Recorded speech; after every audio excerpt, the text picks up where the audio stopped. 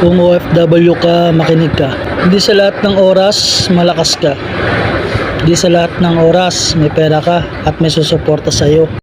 Lalo na kung bago ka pa lang na nag-abroad, huwag kang manghinayang na magtabi para sa sarili mo. Kung sakali bang magkasakit ka, may maasahan ka bang susuporta sa'yo dito sa ibang bansa. Kung may magkasakit sa pamilya mo, may bibigay ka pa. Kaya kabayan, isipin mo at pakiramdaman mo din yung mga taong sinusuportahan mo.